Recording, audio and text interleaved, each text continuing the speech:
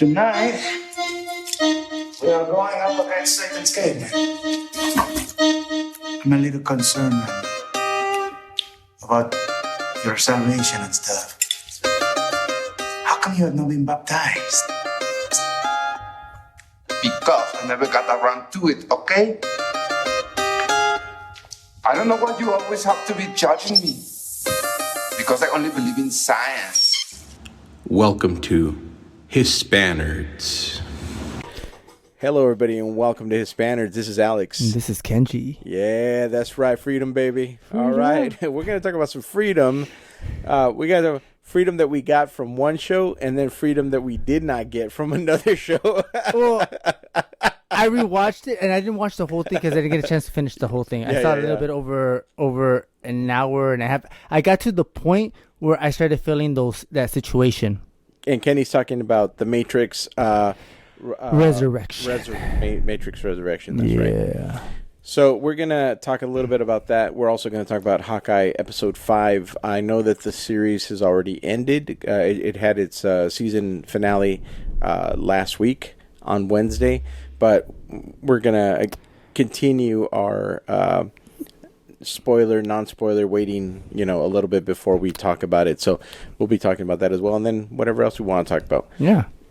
But Kenny and I went to go see The Matrix in the movie theater. Yeah. The day that it came out, which was on Wednesday. Mm-hmm. We ended up seeing an early showing at a really great theater.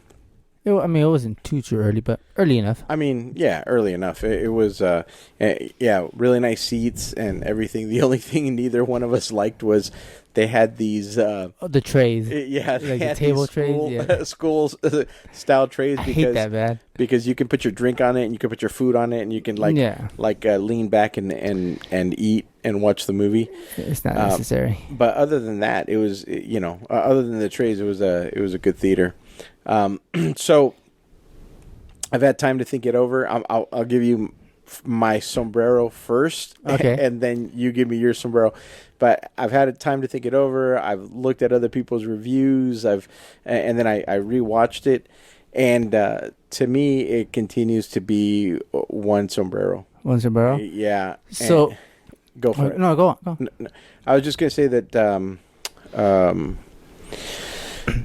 it was what I feared when we talked about last. It was what I was afraid of, that the movie to me looked like a rehash of the first one. And I was already afraid of that coming into the movie. And then to see the movie was a rehash of the first one, but to see it not done as well as the first one. In your interpretation. Well, not my interpretation. It's rather, it's my opinion. And your opinion is interpreting that the way you saw that visual. The way that I saw the story, yeah. Exactly, yeah. Yeah, exactly. Yeah, the way that I saw the story. Yeah. And then there was a bunch of, for me, this Matrix movie, I felt very disconnected from everybody. And I will say, the two people that I loved throughout the whole movie was Neo and Trinity. Mm-hmm. And they were the only two people that I liked. I didn't like anything else about the movie. I didn't like any of the new characters at all. I thought, to be fair, I will say there was a really nice callback that I did appreciate when it happened, and that is the little girl / program. Oh yes, from yes, the original yes. one. The little the Indian girl. Yeah. So Neo in the original movie ends up having a conversation with her. And we come to find out in the original Matrix that programs can have a family unit, and they can birth other programs, right? And they have like a programmed children. So I thought that was a really cool and unique idea. Yeah. So they brought that character back, but the way that they used her, I didn't like, and so ultimately it was just a wasted effort. So, for me, this whole movie was a really missed opportunity, not because they didn't do what I wanted, but because within the confines of the story of what they decided to do, I thought they missed a lot of chances, and then they did they made a bunch of really weird decisions that never went anywhere. Like, and I'll give an example. And by the way, we're spoiling the heck out of this. So if you haven't seen it yet, It's your fault. yeah, one, it's your fault. Two, please go watch it before come back and listen to it. It's your fault. And also it's going to be all over the place for me in this review. But there's a section in the movie where Neo, it's the echo of the first movie again. Neo once again gets re-released from the Matrix, and his body gets it gets not captured, but it gets retrieved by two robots and Synthients. Synthients. No, that's not a Synthient. That's a straight up robot. The Synthient is it's the other one. Morpheus. Yeah, Morpheus. I'm sorry. Yeah, the character, the new character correct. that plays Morpheus. So these two robots go and they retrieve Neo's body from one of the chambers that they use that the Matrix uses to hold people in. Wait, but they also don't they call the Synthients also like those two little pods? They didn't call them Synthients? No. Okay, for some reason I thought they did. No. But so the robot goes and retrieves Neo, takes him back over to the ship, and then after a couple minutes of Neo getting to know, like, he meets everybody on the ship, then Neo does this really weird thing where he turns around and he puts his head up against the robot, which I thought it was hilarious because I saw this guy's thread on Twitter and it made me laugh. He goes, the only reason the three robots were there is because Warner Brothers needs to sell toys. That made me laugh out loud when I read it. But yeah, like, Neo does this really weird thing where he turns around and Neo is like cautious and he's nervous about them. Yeah. And then just because these people that he's never met before, that he has no reason to trust, just because they're like, oh no, they're cool. Then all of a sudden Neo puts his head up against the robot that brought him into the ship in a not even in like a friendship. It wasn't like a handshake. It was like a very warm and meaningful gesture. I really hated that because, like, you're not establishing. Again, these are all my opinions, but you're just not establishing Neo's experience with the trauma that he's just gone through, and then all of a sudden he's just like cool, everything's fine. And there's a portion in the movie too, from the time that he gets on the ship, which is basically like a new version of the Nebuchadnezzar, the original ship that he was a part of, and the crew that he was a part of. With like a special add-on, which I didn't really even understand why they needed to do that in the design. They gave the new ships like a swishy tail in the back that made it like a air snake, and I'm like, I wonder why they did that. Like that was a strange choice for me, but whatever.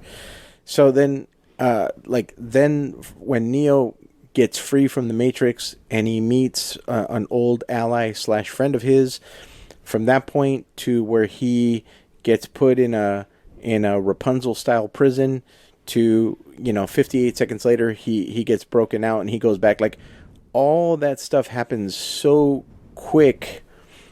And I know that they're trying to move the story along, but it just, the thing that I felt the most about this movie is I felt very disconnected. I felt very disconnected from everybody and everything, which, if that's what they were trying to achieve, then they succeeded, because I felt like Keanu Reeves' character in this, Neo's character in this, also was very disconnected throughout the whole entire thing. I thought every time that Neo and Trinity saw each other, every time that they were together and they met, it was like, that was beautiful. Like, to me, I liked them together. Yeah. I really hated that there's a portion in this movie where the Matrix, the guy who's now managing the Matrix, the program that is now managing the Matrix, the bad guy, he he zombifies a bunch of people that are around. Oh, and this is another thing that I hated too. They never make clear that like, at one point in time, one of the main characters, who I had a very tough time understanding what she was saying at the beginning of the movie, because Bugs. Bugs, yeah, because the way like she was talking, I was like, I I disagree with you on that one. Yeah, but I'll get to it. No, I'm just telling you my for you. experience. Yeah, I'm telling you my yeah. experience. I could not understand what the hell she was saying at some parts. The way she was communicating, she was like slurring. So I needed subtitles. And Not to me. I actually, like watching it right now. Like again, I was like trying to capture that, and she sounds perfectly fine to me. It still happened to me. The same thing. Oh really? Yeah. There's something. There's some audible thing with the way her voice registers in my ears. Then, because I had a tough time understanding what she was. Everybody else, no problem. She was the only character or person. I think you're Hawkman, man. You're gonna need that little earpiece. Yeah, I think you're right. But what was I saying? Man, I lost my train of thought. Oh, the you're talking about her. At one point in the movie, she's the character that gives exposition in the movie. So every movie has an individual that gives exposition and is the eyes of the audience, and they help you understand some of what's going on. So in the movie, when people start like she says that there's a lot of bots that are in the Matrix, and so those bots, at least to my understanding of what a bot is in the real world, is not an actual representation of a real person. Instead, it's a program that is created to like fill space in and to do whatever the programmer creates it to program. But then there's a point in the movie where there's a big chase scene, and Neo and Trinity are now like and the whole team, Neo, Trinity, the entire team are being like, you see people that are now bots. That part was very confusing. It's like, are these people real people that are sitting inside of a crib somewhere, or are they actual bots? Like the movie never even comes close to explaining that, but all of a sudden they become weapons. Yeah, I can't talk about that part because I didn't get to that point yet onto the movie, even though I saw it, Yeah. And so like something that disturbed me big time is, instead of the group organically getting separated during that section in the movie, literally Neo and Trinity are like, good luck, guys, and they just take off on a motorcycle that Trinity's driving, and there's no second thought to like, these guys are gonna die. Like the team that we're leaving behind. It was such a strange decision, like story wise, and it made me. That part of it made me disconnected from Trinity and Neo, because I'm like, well, they're the heroes. Like, if anything, like they both, like, Trinity has now been brought up to God level along with Neo, and so at this point I'm like, well, they're gonna stay and fight and make sure that these guys, that this team gets out. But instead they're like, later, man. I hope you guys survive. Good luck. The way I see that is that those zombified creatures that they basically they're basically going after them, but they're not. But we see in the movie the exact opposite happens. Like, there's enough of those in the city that the program's like, hey, we can go after Neo and Trinity, but we can also kill these people too. And like, they get attacked, and it's just nuts to me. Like, I have to rewatch that section again, because from what I'm remembering, there's so many things story wise that bothered me watching this movie, and watching it a second time, none of it was reconciled. It got worse for me, and again, I don't understand. I was telling my brother-in-law, like, I don't understand how the original movie could look better than a brand new movie with way better technology than the old school, and the old school movie. Now, I need you to tell me what was off from the other ones. Like explain that to me, because you're saying that, because from what I saw right now, it looks clean to me. It looks very, very clean. What parts of the scenes? The way when the bad guy here goes into quote unquote bullet time, and everything is slow. Yeah. that looks like crap. It looks awful compared to the way they did bullet time in the original one in the first Well, the Matrix thing is, movie. that wasn't really bullet time. He had reversed it. No, it's exact. He said he literally says He it. says that because of his bullet time, he now knows how to like manipulate it. Where he's a lot, It quicker. doesn't matter. It looked terrible. And then the other one where he gets when what's his name Smith first shoots at somebody, you see to me that looked fine. To me it looked more realistic in this one. I don't know what you're talking about when Smith shoots at him when they're talking, and then he ends up shooting, and then Neo dodges it, and it becomes bullet time, and you're starting to see the ripple effects of the bullets. I'm so confused. I don't know which part that is. That's right before the therapist catches them, when they all get in a fight, and the French guy comes in and all that stuff. Right before that, he's talking to Smith. And that fight was so ridiculous. So what I'm saying is that bullet, like to me that looked more realistic than the other, because the other one looks more computer generated. Not than to this. me. So I think that is gonna go eye of the beholder on how people see. Yeah, I mean, so my eye of my beholder is that to me the original Matrix, in every capacity, like visually and also like coherent as far as story wise and why things are happening the way they happen, is such a superior movie. It like the first one to me is like a handcrafted Italian. No, I agree. I'm like not gonna like something beautifully made by a craftsman. This movie was, again, I told you earlier, it was made by a 12-year-old that was given unlimited amount of money and like a supercomputer and like go for it.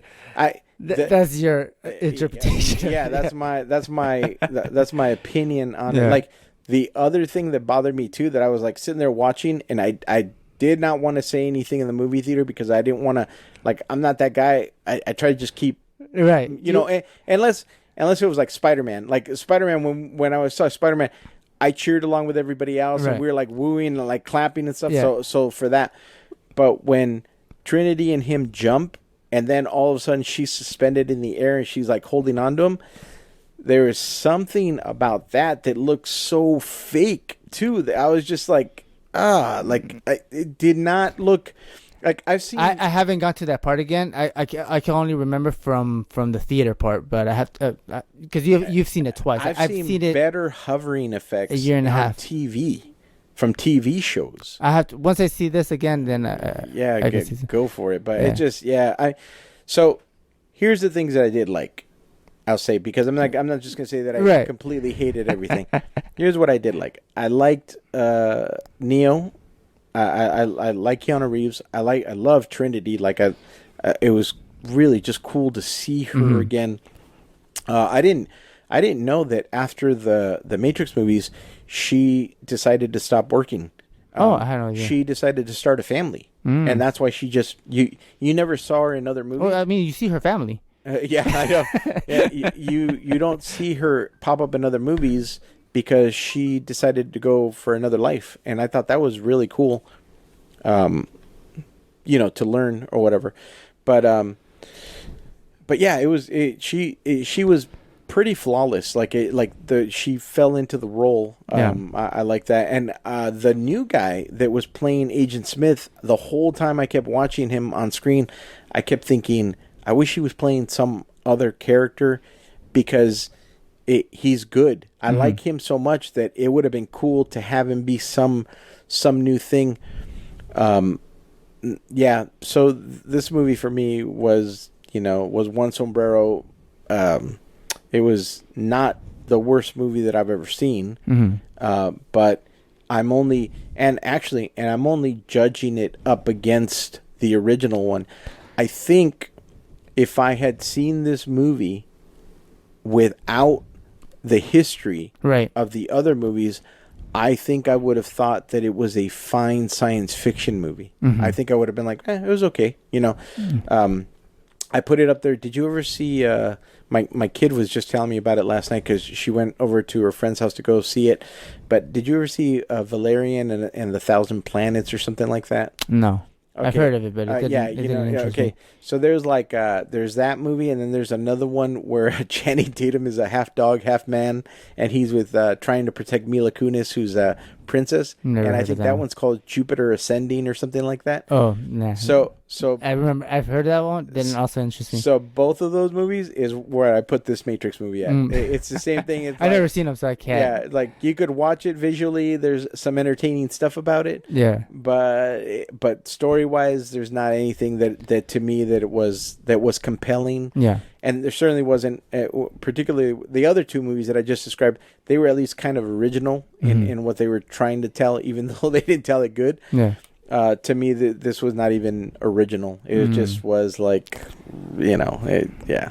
So it was a big disappointment for me. And if I could take back my $12 from the movie theater, I would, 100%. But what were you gonna say?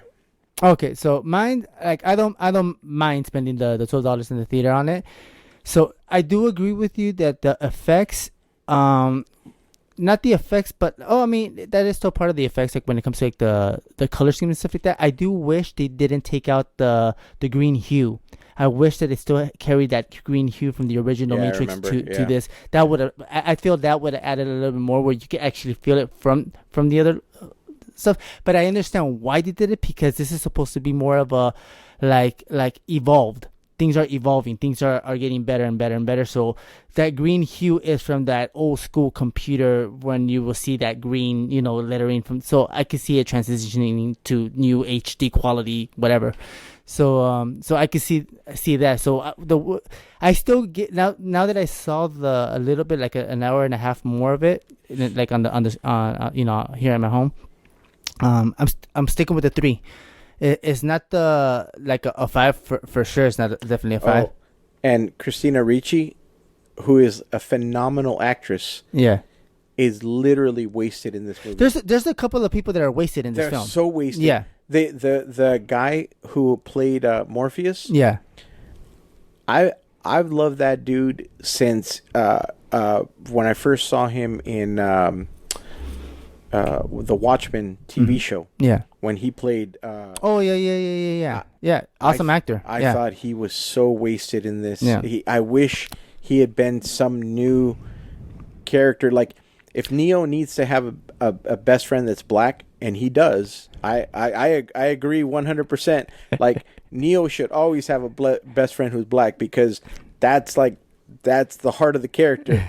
It should have been a new black best friend rather than a rehashed. And even like, here's the other thing too, which I was like, why did you do that? Like you just shot yourself in the foot, Matrix movie.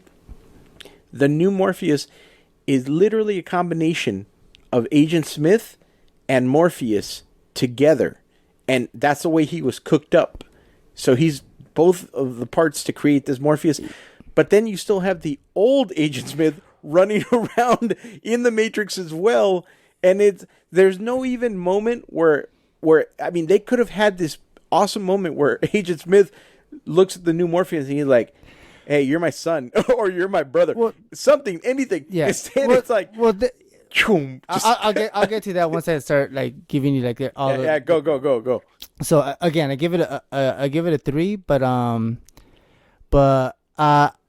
seeing it from the very beginning again, I do definitely care more for Trinity and Neo, but watching it the second time, Bugs and the new Morpheus that Neo created, because Neo, what I did like about this, about the beginning of the Act 1, is that he's still like a coder, but he's now a game coder. He created the Matrix, and the way they're manipulating him is that he's everything that he went through, he's now basically remembering it as he actually created this as a game.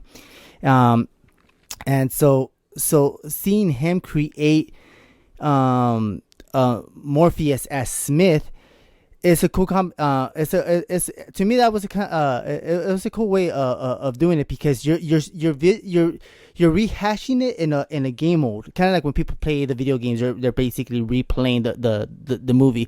So seeing how they had him in a jail cell where he's basically being looped, and every time he makes some sort of mistake or that he's trying to escape, they refresh it again and he's back again in that loop. I actually really enjoyed that, and him talking to I always want to call him the doctor from Dookie Howser. It is Doogie Howser. I know. You can just say, yeah, Dookie Howser. Yeah. So I really did enjoy that, and then I hated that. No, I actually enjoyed it, especially me liking games and stuff like that. I love games too, but I hated that. No, I actually didn't mind that at all, and the little effects that not effects, but the reflections of seeing who they actually are, and they think they're seeing this, but everybody else is seeing another way. This is the way that they can hide them from Io or whatever that are trying to look for him, because he looks like a different person. So it was hard for them. It took them 60 years to basically get him out. But so they weren't looking for him for 60 years. No, they weren't looking for him. But eventually, when Bugs got out, she knew who he was. And she was trying to find him, but she saw him as a different person at that moment. It was like a bald-headed guy. No, yeah, I know that. I'm just saying, they weren't looking . No, it had 60 years had passed. Yeah, 60 years had passed, but everybody just thought he was dead. No, yeah. And he was dead. Yeah. You find out in the movie that he was dead. And that's another part that I hated in the movie, was the way they resurrected them was stupid to me. No, I don't think because the technology is so advanced, and these are machines that have been growing our bodies, that know our biometrics and everything. So we talked about this the day that we saw the movie, but one of the things that I hated that this movie stripped away from the original one was there was a mystical aspect to Neo, and he was like an anomaly. And in this movie, they took away all the specialness that he was anomaly wise, and then they just chalked it up to he was physically rebuilt by robots, and then the reason for it, you get an opportunity to actually explain and give over to some of the mystical aspect of Neo, and now they're inviting Trinity into that mystical aspect of it, and they don't even give us any kind of relevant explanation.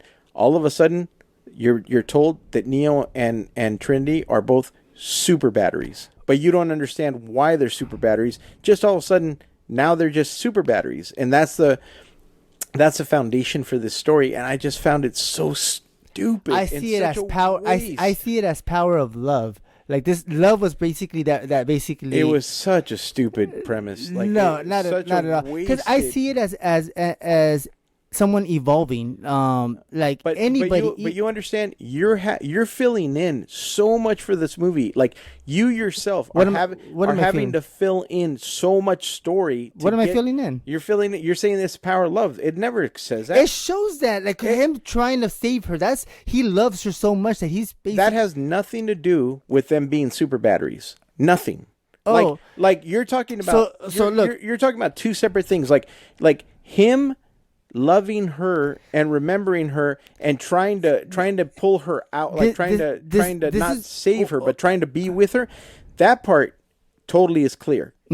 What's not clear is, hey, you guys died in the original movie, right? And then I'm not going to explain how, but somehow I know that you're a super battery, and we're going to rebuild your body.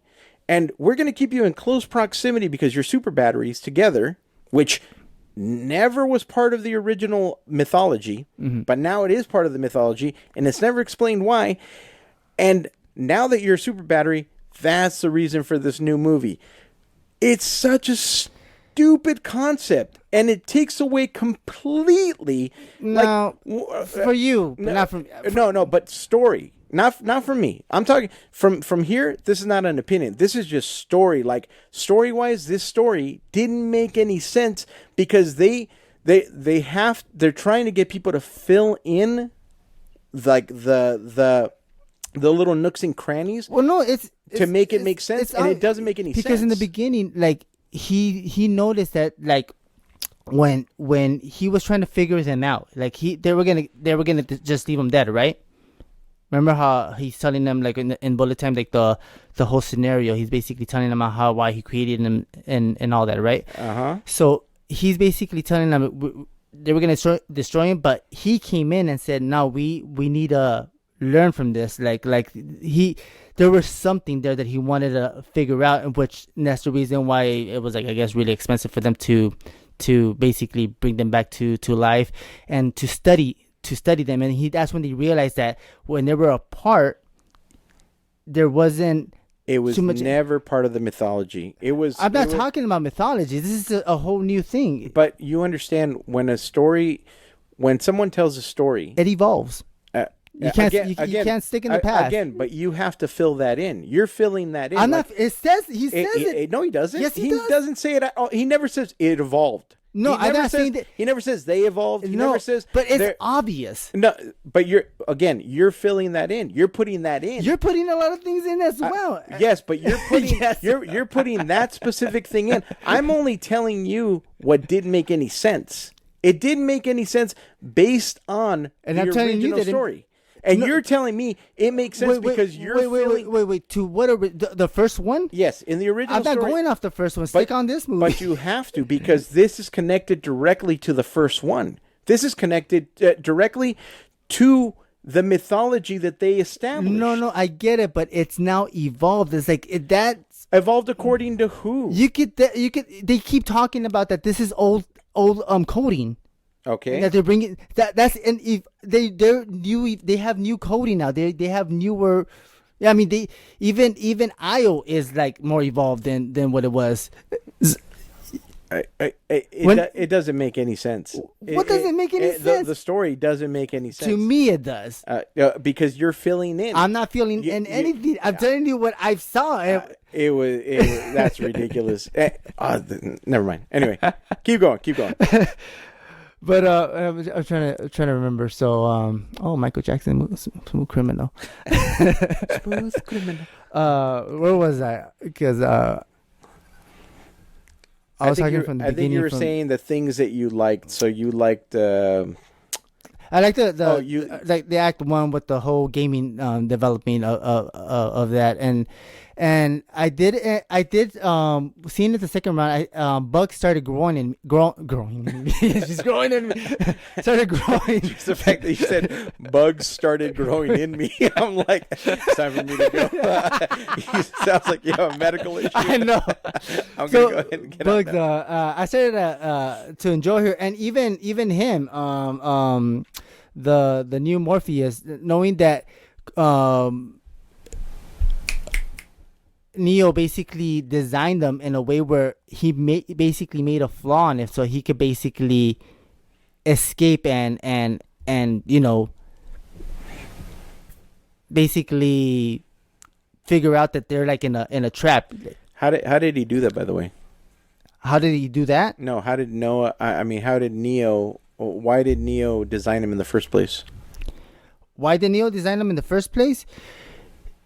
This is not even Neo designing them. This is the therapist that created this whole illusion and is making it seem like Neo is the one that's developing it. Right, but wasn't okay. So the therapist is the one that developed Morpheus. Yes, and he's making it seem like purpose? Huh? For what purpose? To basically, the way I see it, this is the way I see it. The way I see, and this is, I know where you're coming in, you're filling in the whole thing, whatever.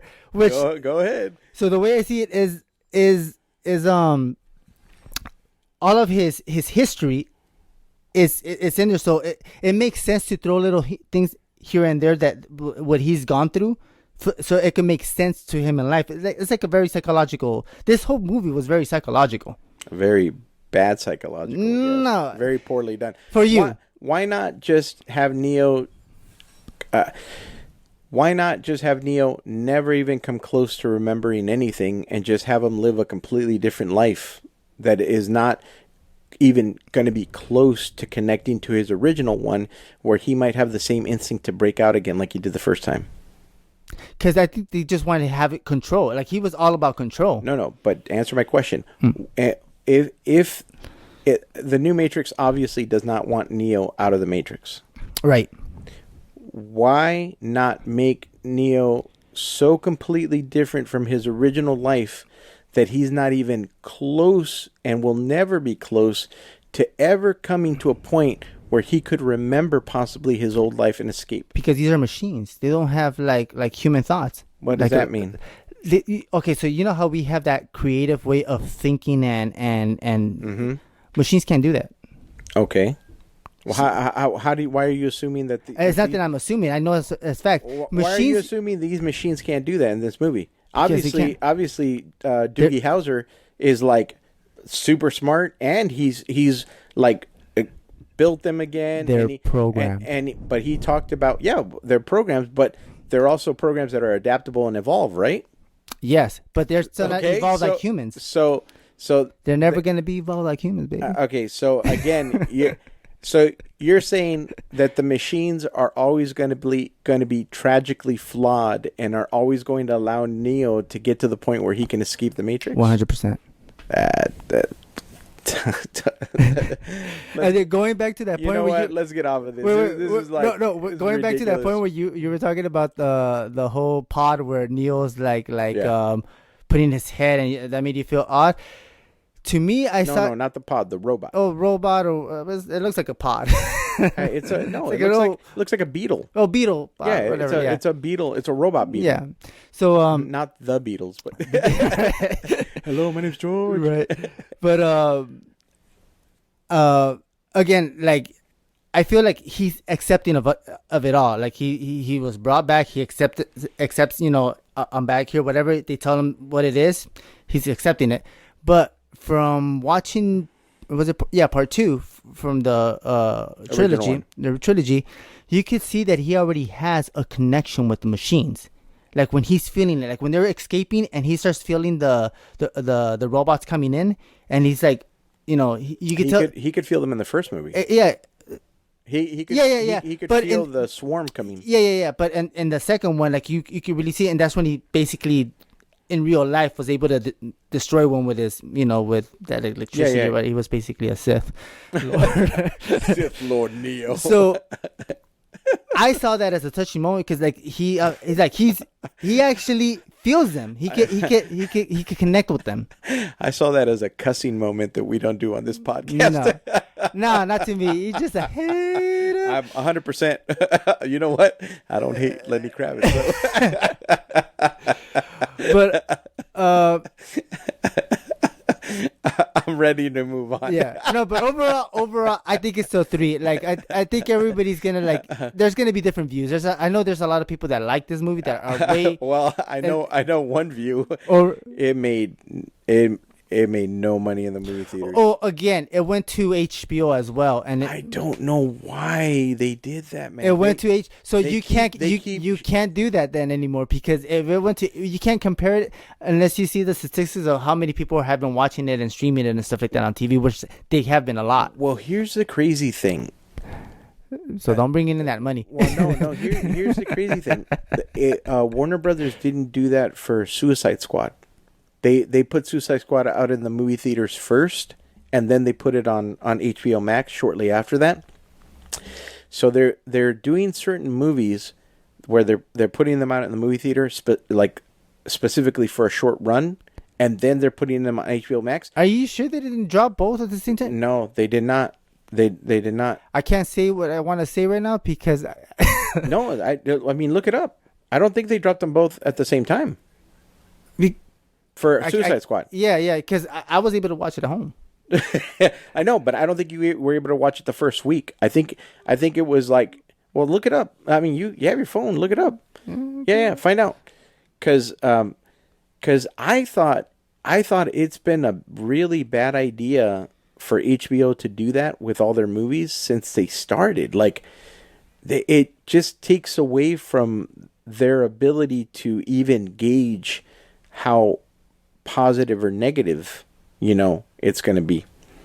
What was it called? Suicide Squad? Was it just Suicide Squad 2 or? No, it's just Suicide Squad, I think. No, it has to be 2. No, I don't think so, dude. I think it was just Suicide Squad. I really think it was just Suicide Squad. Well, then what was the first one called then? Suicide Squad. That was one thing that people made fun of them for. Are you sure? Yeah, dude. One thing that they said that was like, why did they do this? Why didn't they call it another name or give it some kind of sub like? Oh, okay. So the first the first one is called Suicide Squad, Okay. and the second one is called The Suicide Squad.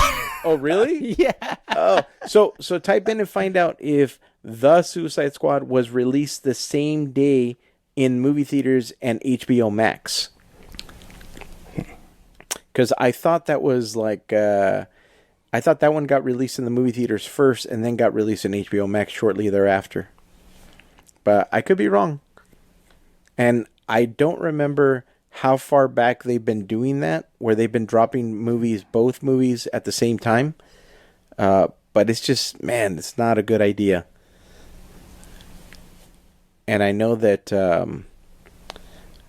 that's one of the things that Warner Brothers was very disappointed about, is that the new Matrix didn't make the money that they were hoping that it was going to make.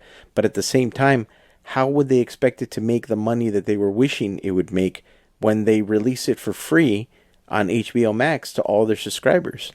If people can watch it at home rather than go into the movie theater, and then also word of mouth, like at least give it a chance to go to movie theaters and get the positive reviews from moviegoers. I think people who watch it at home would be even more critical of it than people who go see it in the movie theaters. So, it's not a smart financial move, in my opinion, that they're doing it that way. But I don't run Warner Brothers, so what do I know? What do I know?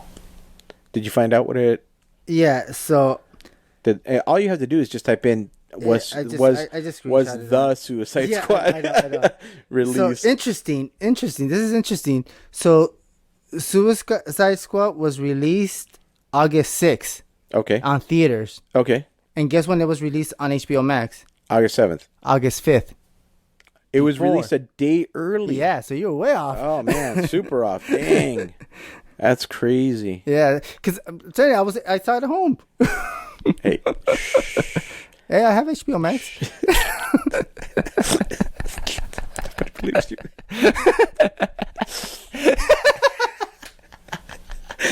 Oh, man. It's called HBO. HBO. Suicide Squad, by the way, great movie. Suicide Squad. But overall, I think it's enjoyable. I see it as, like, for The Matrix, I see it as now there's going to be a lot of criticism on this, and I can see them improving it now for the next one if they go to a sequel. Is your best to worst? Is it Matrix 1, then 2, 3, and then 4 being the worst?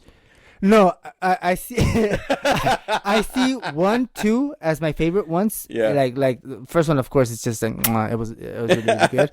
And then just kissed me, everybody. the third one is the one I told you I was like, I see this as comparable to the third one.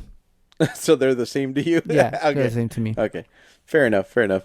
So there you go, folks. So I see this as like if they move forward, they got to go better. And that's the only way. Good luck. Yeah. So we'll see. But so that's our Matrix review right there. If you have HBO Max, I would definitely encourage you to watch it that way. I would not recommend the movie theater, but that's just me. But now we come to the beloved Hawkeye episode 5, which we would have talked about and reviewed last week, but last week was completely taken up by Spider-Man. Wait, we would have reviewed it? Oh, that's right. Yeah. You're right. Last week, so was we're all definitely Spider-Man, behind. all. I mean, we could Spider-Man. do 5 and 6 if you want. Get it on. Nah, let's just do 5. Let's just do 5. I want to do 5. Are you sure? But yeah, for sure. But sure. I loved 5. Okay. Yeah, and you're right. It was very sad. Yeah, this is like an emotional one. I will say that 5 was as gritty. Pause. Why does she look like the girl from, I don't know. When I see her, she looks like Kenny's talking about the person that Yelena and another Black Widow come into this woman's house, and so Kenny's talking about the woman that I don't know if she is, but doesn't she look similar to Miss Marvel? No, she doesn't look like Brie Larson to me at all. I feel like she. Oh my gosh, she looks a lot like her. No, not to me. To me, she's much prettier. I don't know. Yeah, they could be definitely sisters or something. I disagree. Another thing we disagree on. To me, that the former Black Widow does not. I might have to take a picture and put it online. No, what's her name? Do a little. Do a little. Whatchamacallit, a poll. Does this woman look like Captain Marvel? Right. But yeah, episode 5 was very. It was funny, but it was gritty and it was sad, and it was a really cool background explanation of what happened to Yelena during the period of time that Thanos and all that other stuff was going on. Yeah. It was cool to include her in it. You're gonna have to pause it. Come on. No, nothing. Come on. Not even close. Oh my god. Not even close. I mean, I'm just telling you my opinion. Not even close. Look at that. Right, get a closer picture. No, look at that. Just put Brie Larson. Put in Brie Larson. Look at that. No. Put in Brie Larson. Type in Brie Larson into your phone, and then bring up a picture of her. How do you spell Brie Larson? Brie. Yeah, Brie. Brie. And then Larson. There it is. Brie Larson. Yeah. The only thing they have in common is they're both white. That's it. Jeez Louise, that's more than enough. That's it. There's nothing similar. Oh my gosh. They could be sisters. This girl in the show has a little butt. They could be sister. Not even close. Look, she has a butt thing too right there. Nah, they're just both white. You're racist. Racist. They're sisters. To Kenny, all white people look the same.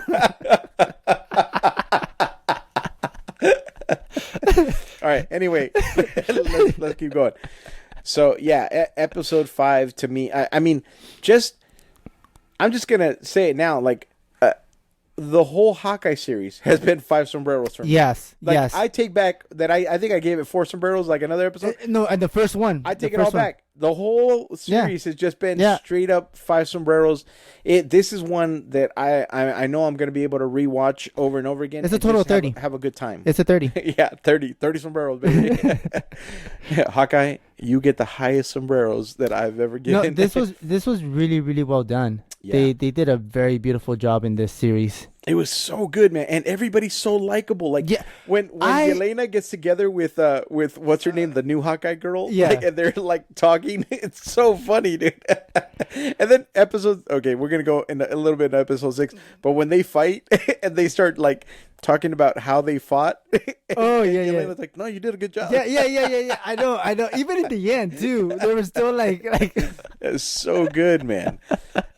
And she shows up in like when Yelena in this episode when Yelena shows up in man what Kate, she's making macaroni and cheese. Yeah, and she shows up in Kate's old apartment. Yeah, and she's got that super cool like jacket, and then her hair's all cool. Right? No, sit down. Sit down. I don't know, man, but they've made her so likable. I can't wait to see her in the films now. She's awesome. I love Black Widow, but I might love her more.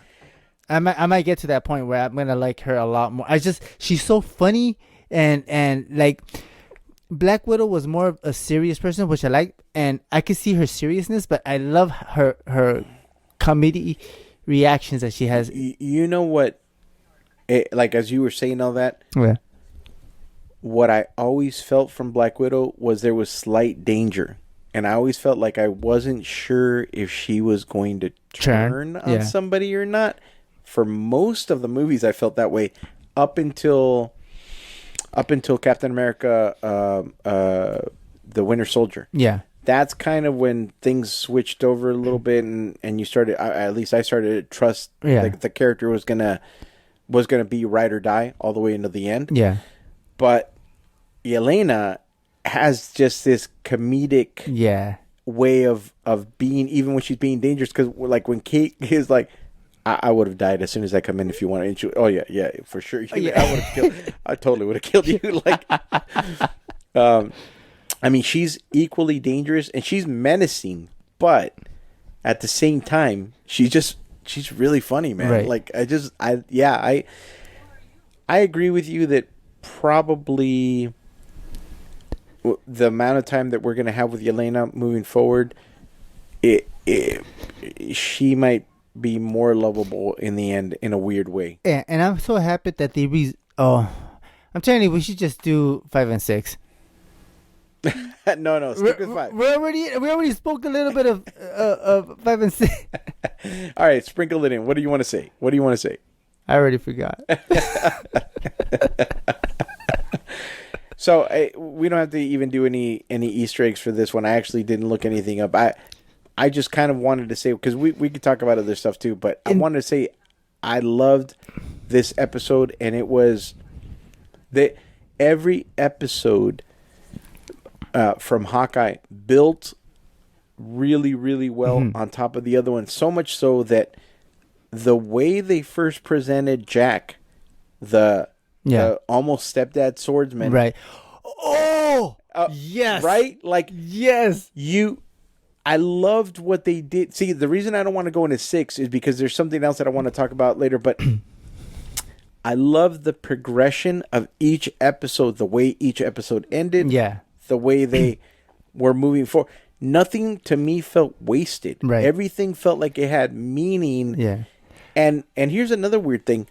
This one had the most amount of people in the background because they were in a city, and the bros as well. You know, the jumpsuit mafia.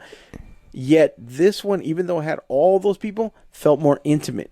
Yeah. While some of the other ones felt more like Loki felt more empty as far as people went. Right. And then WandaVision also felt a little bit. I feel like the Loki one is so broad. There's so much, like, I mean, they're going from different universes to different. It's a lot bigger. This is all consumed in that location of New York or.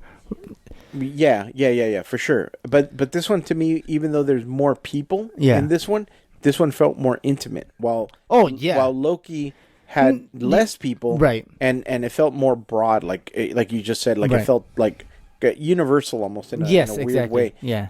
And while I do enjoy those stories, and I really, really, really loved Loki and the agent. Look, man, they're all been good, man. Yeah, they all been good. Yeah, they've been knocking out of the park. But this one it's in a different category, I feel. Yeah.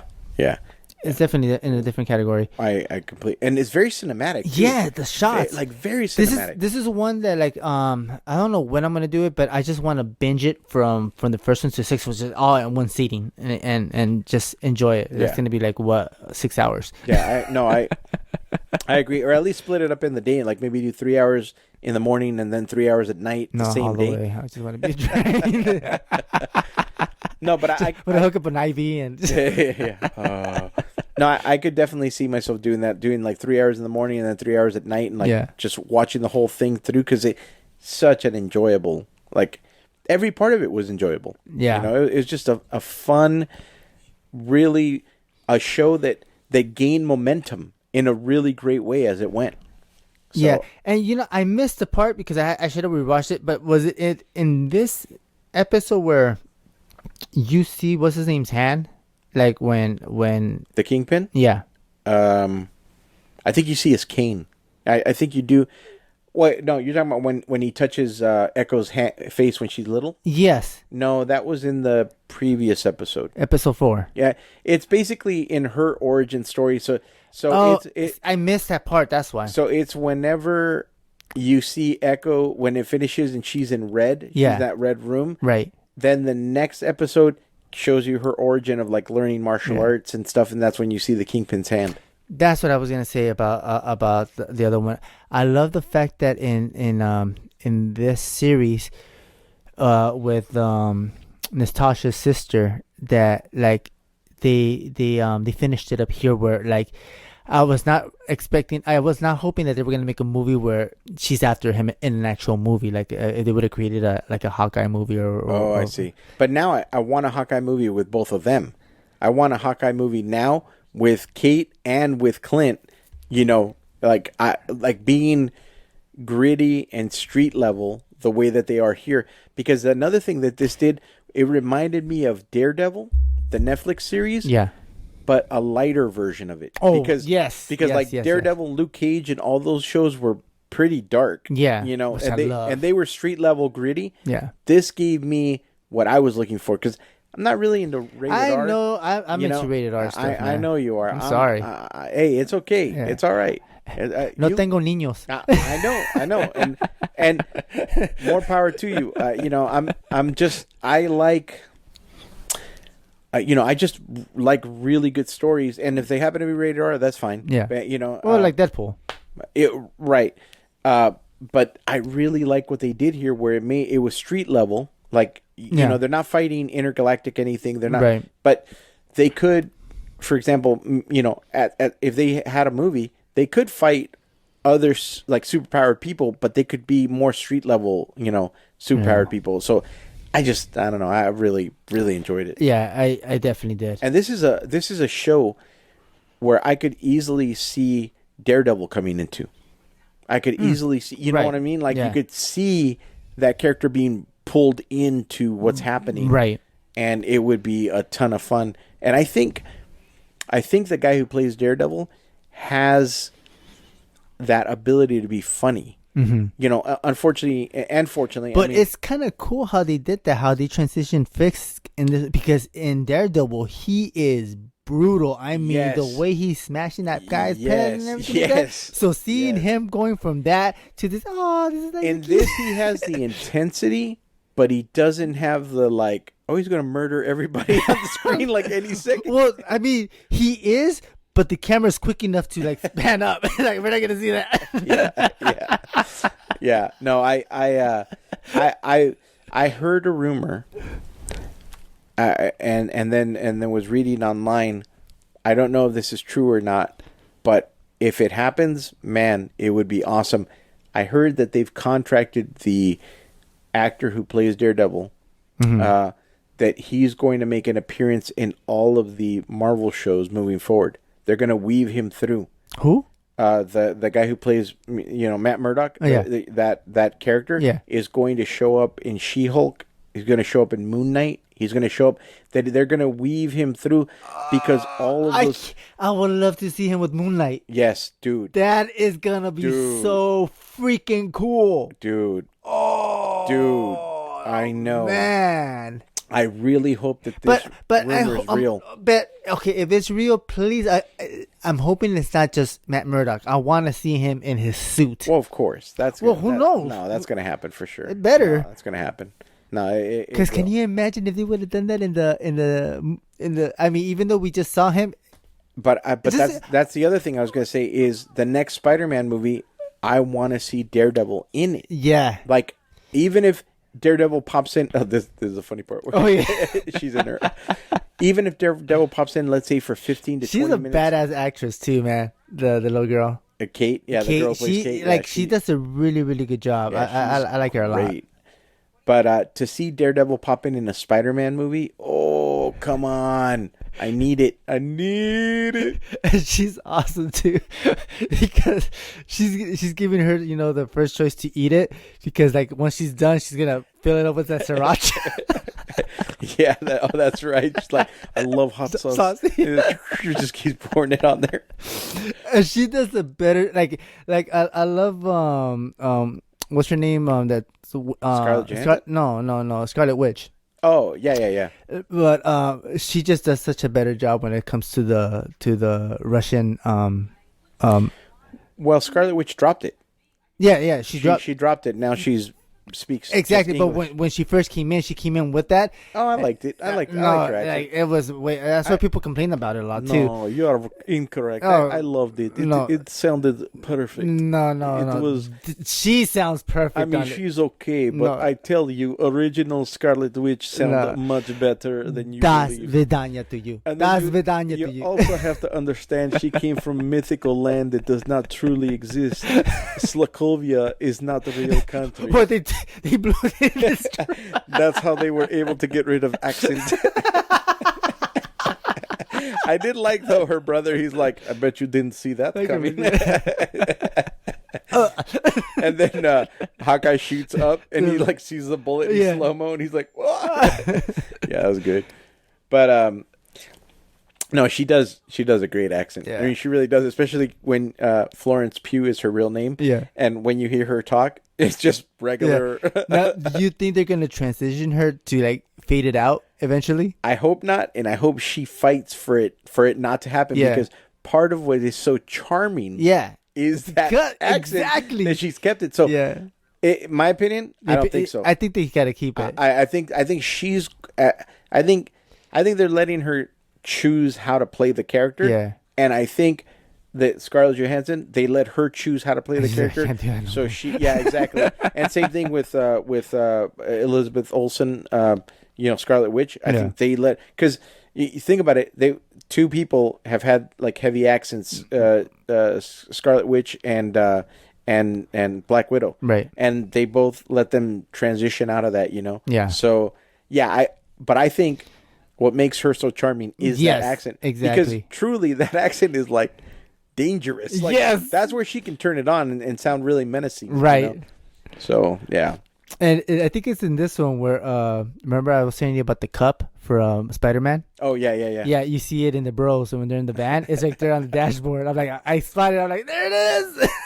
Yeah, I mean, again, the fact that they're weaving all the movies together like a thread through. Yeah. And I just gotta say again, man, I just gotta go back to Spider-Man one more time. You just saw it a second time. I'm gonna book a second time to go see it. You got to. My brother's gonna go see it a third time with his friends. But I really, really, really, really like what Marvel and Sony are doing, because I don't want to believe them. I don't want to believe that this is the end of Spider-Man in the MCU. It's not. But I love that they're like, that they're going, he's done. He's on his own. I love it. I love it because it makes it feel more dangerous. Oh yeah, it makes everything feel more. I see him like, if they're not gonna do like an actual movie of Spider-Man, he's gonna be doing cameos. I 100% he's gonna be doing cameos. Or what I'm actually hoping more is that people do cameos in his movies. Oh, and that too, yeah. Here's what I'm hoping. I'm hoping Spider-Man doesn't show up in another MCU movie. I know this is gonna, like, people are gonna be like, what? I really, really do believe. I've been thinking about it. Yeah. And I'm like, I don't want Spider-Man to come back into an MCU movie again. I want him to be permanently out of the MCU in that way. Instead, I want Falcon or Winter Soldier or somebody to show up, because then I think the audience is gonna be like, boom, their heads are going to explode whenever those moments happen, because we've been spoiled. Right. Like, when we see Spider-Man in an MCU movie or Thor or whoever, we're like spoiled. But to see them show up at Sony, and you know how they can do it is, I'm pretty sure, like, it could be like, let's say they never introduced this section, so this is now me what was that word you said? What I was doing to the Matrix, where I'm adding to it. Oh, you're filling in. Okay, this is me filling in, but well, we do that all the time. We do that all the time. We like write stories that like I start telling you, I'm like, I want them to do this. Yeah. But like from the Guardians of the Galaxy, like, let's say they only know him as Spider-Man, but they never known him as Peter Parker. They don't know his real name. They just know him, and they've seen his face. Right. So when they see him, oh, Spider, and then they're like, wait a minute, you know these people, and then Right. So things like that could probably happen. Here's the crazy thing I think that the spell did, though. I think it made everybody forget what Peter Parker looked like as well. So so technically, if they saw his face, they wouldn't know him.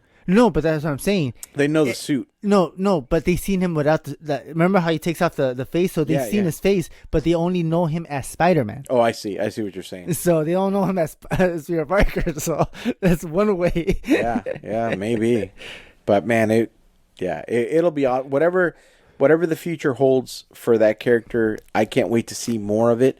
I'm also they're doing such a good job, man. Like I'm also hoping that the relationship that Sony and Marvel have when because Marvel is doing a Blade movie, I'm hoping down the road that the character Morpheus, not Morpheus, sorry, but Matrix style, Morbius, the living vampire, the one with Jared Leto, I'm hoping that he at some point will be pulled into the MCU for Blade to play in the Midnight Suns. Oh, they have to. They have to. I think they're gonna be doing that now. They're gonna start borrowing from each other. Like, hey, we need to bring this guy in because Morbius that comes out next year. I mean, next year, next month. I mean, that comes out in literally January. In a couple weeks. Yeah. I can't. That one I get. 40. You're stupid 4DX. But it was so good, man. I love that. But to see possibly Blade, Doctor Strange, Morbius, and whatever other, like Moon Knight possibly be a part of that. To see this subgroup of superheroes that are fighting things that are vampires, werewolves, that are fighting monsters. Like I cannot wait for that to happen. I'm trying to remember, but like Ghost Rider. Yes, but I'm trying to remember from the animated series, where Kraven is hunting Spider-Man, but I think it was during the same time where Kraven's hunting him, but then also Spider-Man is hunting Morbius, and Blade is also trying to attack Morbius, and they all basically intertwine. Like that's so hilarious to me that your reference point is the cartoons. Heck yeah, I grew up with my reference point is the comic books. Yeah. Like it's so. I'm sitting here like watching you as you were saying. I'm like, what is he talking about? And I realize that you got a version of it. Yeah, and then I got a different version of it. That's the whole world. Everybody got different versions of. You know how I don't like rated R? Yeah, or I'm not into it.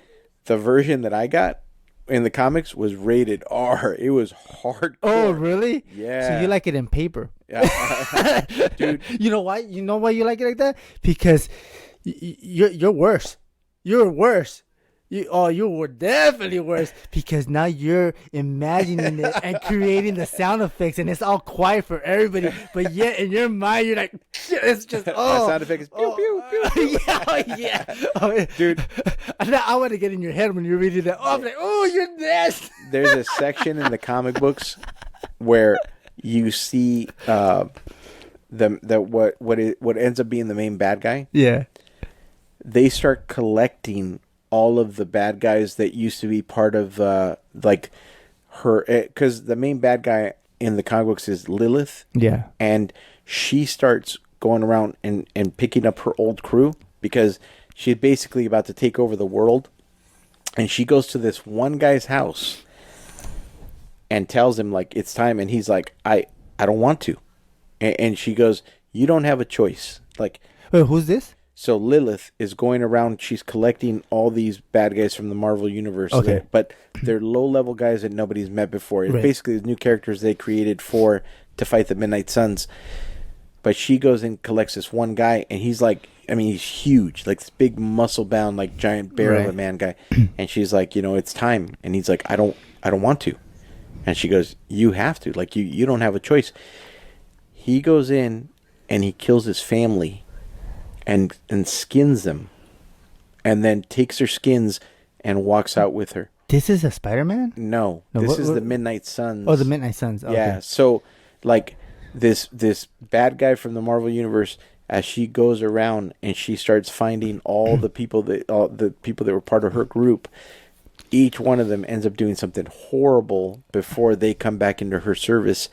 These are the people that, at the time, the team is Blade, Ghost Rider, Hellstrom, which is the son of Satan. I think the the Werewolf by Night and another character, but so they end up putting Blade ends up putting together like a super team that fights supernatural creatures, because that's what she is. And again, if they even did just a tiny bit of that story on the screen, it would be pure fire.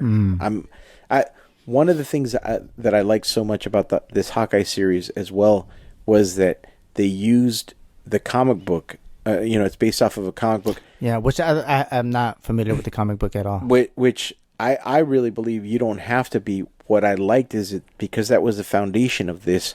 I think that's what gave this story such a strong, good momentum to be able to move forward. Yeah, and I'm hoping. I think we talked about this last time. Like Falcon and Winter Soldier was completely brand new, not based on anything. It was same thing with WandaVision and Loki, which they're great, but there's some you can see some difference when something is based on a previous work. There's something I don't know more solid about it. So I'm really hoping that Marvel does. It's not tampered with like that as much. Well, it's not even that it's not tampered with. It's when you're coming up with a new, fresh idea, sometimes it's hard to make the connections to There's a lot of hiccups. Properly. When you have a foundation already set and then you're building off of that, which on the other side of it, that's what Wheel of Time had the opportunity to do. They had a really solid foundation, and I'm sorry about that, man. Yeah, I know, man. Squandered it. I know.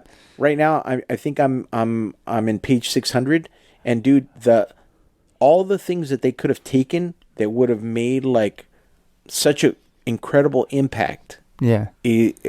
What a waste of like money. Like what a waste of time and talent. Right. Like just such a bummer. That is a bummer. But hey, whatever. Before I forget, because we didn't do it last week, and I don't know if I don't think I said it last week, but Merry Christmas. Oh, by the way, Feliz Navidad. I forgot to text you, man. I'm sorry. Don't worry about it. Sorry, man. I'm glad it's all good. And, I'm glad. Yeah, that's right. But how did you spend it? No, I asked you today at work but I didn't say Merry Christmas to you at work. It's all good. I just asked you. We went to like we hung out. My family, my oldest daughter is down right now, so it was the immediate family hung out. We opened presents. We were listening to Christmas music on Spotify and just kind of enjoying everybody, like what everybody had gotten. Yeah. And one of my favorite things I told you that I got this year was a robe. And I didn't know that I would like a robe because I've never ever. No, I mean, I could just picture you now just wearing a robe and a cigar, dude. 100%. I would never have imagined. And you accidentally getting drunk again. Nah, it would be a slow sip this time. But I would have never imagined that the thing that I was missing in my life was a robe. Like if somebody is because I've never been compelled or felt like going to buy a robe. Like that's not something that it just doesn't come to mind. I get this robe, I'm like, oh my God, this is amazing. Like this feels so good. Like especially because it's been so cold. But I can walk outside with my robe and my chanclas, like get the mail, like just. And I mean, you should just come into work tomorrow. Yeah, I told my wife, I said, if work would let me, I'd still wear my costume. But if they would let me put my robe over and just work like that, oh, you'll be so hot. 100, I would do it. I would do it 100%. Well, actually, I meant hot as he's gonna get sweaty, not hot as no, you heard it here first, folks. Kenny said I would be so hot. No, I don't think I'd be hot right now because they leave the door open and it's been so cold. No, because I have to take out my sweat after a while. Yeah, but you bundled up like multi-layered. Well, that's the same thing. I know. If you're wearing your costume and then a robe over that, you have your costume on. You have a scarf on. You have like I had a jacket 3 on. Shirts on. No, I didn't. I have one shirt. You're so ridiculous. A couple of raccoons on your neck. Some possums attached to your legs. After I get my motion going and I'm drawing fast, I get hot and I have to take it all off. How fast are you? I'm not drawing that fast. I can't help it. I draw like I spin the wheel. I saw you drawing today. I draw like Flash from like when you do your shady, you do one stroke and you're like one Mississippi. Yep. Two Mississippi, next stroke. Three I Mississippi. draw like Flash from Zootopia. Oh yeah, exactly. I try to slow down, man, but it's hard, especially like when we're doing the basic ones. Yeah. Those are I can't help it. Yeah, I got a little bit annoyed today because I like was doing some basic ones and putting them out, and then people were grabbing them and buying them. And that's not saying that I'm like that. I just happened to be doing the right characters that people were looking for. Yeah. I guess Yeah. So I was like a little bit annoyed. I'm like, like trying to refill this, man. Let me. Yeah. That's the reason why I did the flower. I'm like, I know it's gonna be there for a while. No, it's gone. It's gone. You're not. I'm not even lying. No, I did it for that specific One of the reason, cast so members. One of the cast members came up and she went like, the person that's buying this wants to know what this says right here. It was your signature, and I'm like, oh, it says Kenji, and they're like, can you tell me his real name? I'm like, it's Kenny, and they're like, can you write it? I'm like, yeah, and I wrote it, but hold on, I'm like, what's wrong with you? and then they took it up and somebody bought it. Yeah, like it was. That's so odd. I was not expecting that to sell, dude. There must be a lot of like Asian people on holiday right now. Yeah, because the entire store was filled with families, a bunch of like different Asian families, and like, and I'm talking about not speaking any English. Didn't even register what I was saying. I was just gonna say something. Racist. But they loved it. They loved the artwork. Yeah. So they were buying it up. Oh, so yeah. I can easily imagine that the sketch artist tonight is busy. For real. Amber. Yeah, I can. Yeah, for sure. Yeah. Oh, I bumped into her too. Like she saw my car. She was telling me because like she parked like 4 cars. I thought you were gonna say you waited like the guy that waits. Oh no. Over here. No, so I stopped and we chatted for a bit, and yeah, she's just been like busy, and her schedule is just loopy. Yeah. But she seemed cool. Loopy. Yeah. But yeah, I can imagine if the trend continues like it was tonight. If there are people who are vacationing, then it's going to be pretty busy. And one thing that I always find it picks up like I want to say it starts picking up around 1 o'clock, 1:30. That's when we start getting hit with a lot of traffic. Yeah. So, but what I'm saying is like. If there are a lot of families like from other countries that are on vacation right now that are here, expect to see the uptick in sales because people were picking. Yeah, I'll definitely double check the bin tomorrow. Yeah, to see if there's any orders. Yeah, for sure. Yeah, for sure. But I was going to ask you, so I was getting back to it, because we didn't get to talk about it last week. In your mind, either 5 or 3, do you have like a top 3 or a top 5 favorite Christmas movies? And that's to say 3 or 5. Okay. Well, yeah, like because I don't know where you're at. Like I don't know. I think. All right. I think I have a solid 3. So Home Alone. Okay. Home Alone 2. Okay. I'm sorry. Okay. Okay. No, don't be sorry. I mean, the first Home Alone is pretty fire. Yeah. I don't know if it's considered. No. Well, yeah. That's what I was gonna say. Even if it's not considered a Christmas movie, right? Yeah. But it is considered a Christmas movie. It's the Bryce. I thought you were gonna say Bridesmaids. No, I was gonna say Bridesmaids, but what is it called? I'm like, I don't know. We literally spoke about it, I think, last week a little bit about that movie. No, all we talked about was Spider-Man. We didn't talk about anything else. My name is Antonio Mandela. Oh, you talking about Princess Bride? Princess Bride. I can't say Princess for some reason. Princess Bride. To me, a Christmas movie or holiday movie is any movie that you like to watch around this time of year. Yeah. Like that for some reason it's warm to you, and right? Because I like watching The Lord of the Rings, even though that's definitely not. Or like Willow. I like Willow as well. Yeah, that's another one. Yeah. Well, I think anything that has like snow, but like when you were going by, I know what you're saying, but now I'm just going by what's actually considered a Christmas movie because it's representing like this. Like the ending for this is definitely a Christmas. Yeah, all of this is all Christmas. I agree with that. Yeah, I would say this is gonna be on my top now. For me, I would say Groundhog's Day is one of them. Groundhog's Day, really? Okay. Yeah, we just rewatched it with the kids. Oh, I'm sorry, Gremlins as well. I have a gremlin question for you. Actually, I'll tell you off air. You can wait later. Did yes. you hear me? Yes, but Groundhog's Day is one of them for me. For whatever weird reason, the Lord of the Rings trilogy is another one that I love watching. I'm sorry, it's not even a trilogy. What would you call it? An octuple? No, What the? because there are 8 of them. What? Die Hards? All the Die Hard movies? No. Yippee-ki-yay. No, and I actually just started watching them last week again. Harry Potter. Oh yeah, for some weird There are reason. 8 of them, right? Yeah, I think so. And Harry Potter always feels like a seasonal movie. Mm-hmm. Yeah, Yeah. I agree. Yeah. So I think I'll have to go with top 5. So for me, Groundhog's Day, Yeah. Lord of the Rings, and Terminator. Terminator. No, I'm joking. Like what? I was either gonna say Terminator or RoboCop, like big holiday movie RoboCop. Yeah. Although I think that one does have snow in it. It does. near the end. No, I'm joking. No, I don't often think of holiday movies, but we were watching like the Snoopy the Peanuts Christmas. Yeah. We watched that, and I'm like, oh yeah, like that's a holiday movie for sure. Like that's a Christmas movie, and it was enjoyable to watch, even though I don't really necessarily like the animation, but I do like the story flow of it. But it's not something I usually like. The only thing that I've kind of connected most of the time with holiday movies are like the Lord of the Rings, because I just would watch those every winter. Yeah. You know.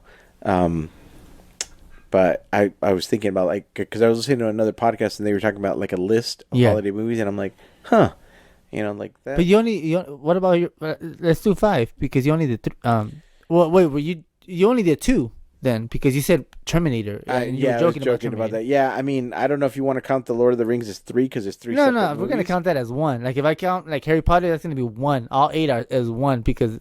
Wow, that's hardcore. Like that would fill up all my holiday. Like to have to watch all that, that'd be crazy. Now, so if I would say Groundhog's Day, another Bill Murray movie, Scrooged. That would be the other one that I've seen throughout the years during the holiday. The Lord of the Rings. I don't think I've seen Scrooge with Bill Murray. Scrooge is good.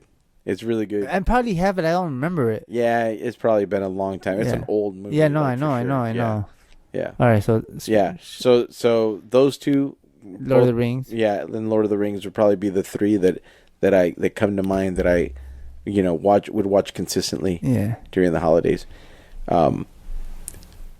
I remember there was a couple of years where we did, not me and my wife, but me and my buddies would watch Die Hard, but that was just like a joke, just to have on in the background. Right. No, mine's for sure. I've always enjoyed the Home Alone series. Just 1 and 2. I don't count the other ones. No. To me, 1 is the best, but 2's pretty good. Yeah. But the Wet Bandits. Oh my gosh, they're hilarious, man. Perfect, man. Oh my gosh, love them. Yeah. But Gremlins is another one. What were you gonna tell me about Gremlins? You had a question for me about Gremlins? I'll tell you off air. Oh, suck it. Yeah, because I forgot to ask you, and my buddy who will be listening to this, he knows, like my buddy Chris, he knows what I'm about to ask. What is he gonna ask me, Chris? Tell me, Chris. What is he gonna say? He'll know. He'll know what I'm holding back on. Okay. But yeah, I'll ask you off there. All right. It's silly, but yeah, man. Let me check here really quick. Where we at, man? Where we at? I'll tell you in a minute. Tell me in a minute. Oh, not too bad. Hour and 20 minutes. Oh, dude. We've been at it for quite a bit. That's not bad. Is there anything else that you want to talk about? Anything that you can think of? Anything that I could think of? Nah, not necessarily, man. Just right now at the moment, I'm just glad that I was able to get my tune-up all together. I can't believe that was the pain in the butt, man. Yeah, and I found out that even the tank itself, where the oil is, that's also made out of aluminum. Oh. Yeah, those two things are made out of aluminum. Oh. Well, I mean, They're heavy duty aluminum, of course. I was but, gonna say as long as it holds up, it's fine. It but doesn't matter. yeah, but I'm just gonna get that fixed. But yeah, starting next year, man, I definitely want to get my. I feel like I'm slacking on my health. Like I'm not working out as much. I'm not like, and then I'm not eating. I feel like I'm not eating my greens as much at the moment either. I need to start bringing that in more. I've been eating more grains and stuff, and Start juicing again. yeah, that's what I'm gonna do. yeah. I'm gonna start juicing. I have my juicer, and I think that's the reason, because I have my juicer guardado. So I need to take it out and get it going. That means hidden, everybody. Yeah. Put away.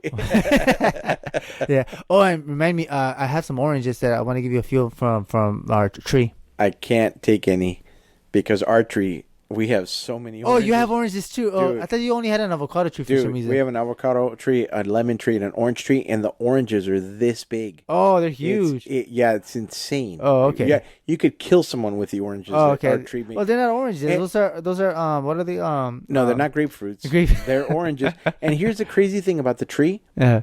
It's not like it's a big tree. Oh, really? It's actually like, yeah. I mean, you've been in my backyard before, Yeah. but it's actually a small. I've seen it. I think it's the one next to the. But it like, produces the garage, right? Like, no, that's the lemon tree. So the lemon tree is right next to the garage. The orange tree is right if you were to walk into my backyard, it's right across on this side. But the trees, it's next to the it's next avocado. and next to it's to the Like across the yeah avocado. it's across from the avocado tree. Well, isn't that a garage right there? That wall? No, that's my house. Oh, I'm seeing it a different way then. Yeah, it's all good. But anyway, the point is that tree is not big. It's not a big tree, but what it produces every year is insane. Yeah. Like it's like on steroids. It's a. Oh, I have a orange tree weird on one for you. steroids. I'll have a weird one for you. So, my parents' house over there, we have we had a lime tree. Okay. It was and it always gives, and it's a lime tree that doesn't even give out. Some of them have seeds, some of them mostly don't have seeds, and then there's a gap, and then we Monsanto. have the Washington orange tree. Okay. So the lime tree had gotten like some sort of plague, and my dad had to like cut it off and whatever. Yeah. And then we didn't know if it was gonna grow, and retoñó. It started blooming again, and it took about a year for it to get a little bit bigger and bloom. Right. Once it started blooming and it started giving out again, limes. The limes, the flower of the lime was white, but then we noticed that it started giving out a purple flower. So it was giving out a white and a purple one, which were like weird. Why is it giving out a purple one? The purple one was now a lemon. Huh. So that same tree started giving out little limes that were green, and then these big old lemons, like actual lemon. Somehow it must have gotten grafted on there. I was telling my dad that in my mind what I'm thinking is that the roots are connecting with the orange. Maybe I don't know. I don't know how that the works. orange wouldn't kick out lemon, but what it sounds like is, and the only thing that makes sense to me is somehow the lemon got grafted onto the lime tree, and then it adopted it, and now it's pushing that out too. But how? When we never had a lemon tree, never near that there's only a lime and an orange tree. That is weird. That is really weird. Isn't that weird? I mean, you've cut it open and tasted it, Yes. and it's lemon. Yes, one's lemon and one's white, and they're big. They're it's the way they look. The green one, the lime, is nice and smooth and it's green. Yeah, they're like about that big. The lemon one is all big and lumpy, and you know how the lemons look. Yeah. And they're literally this big. Whoa, that's weird. And again, that is super weird. And then the flowers are different. One's white, which we know coming from the same tree. from the same tree. Once we cut it, it just started growing out like that. How weird. Yeah, but that wouldn't come from the orange tree. No, that's the only explanation I kept on getting. Yeah, like, no, the why orange is it... tree is orange. No, like I know, but maybe like it combined and this. But then again, then the orange would basically create something else. I don't know. Yeah. No, that is so odd. Like Yeah. that, I have no explanation for that. Yeah. And even You know what? When I go to my parents again, I'm gonna record it so I can show it to you. well, and bring a lemon back too, because I'd be interested because we have lemons. We have a lemon tree. Yeah. And it's also small. It's actually much smaller than the orange tree. Yeah. And it produces about that size. Like Yeah. they don't get bigger. They're bigger than lime. Yeah. But they're much smaller than what you're describing. Yeah. And I mean, they're juicy and they're great. Yeah. Welcome to horticulture. With that. Yeah. We haven't done that in a long time. I know, right? Welcome to.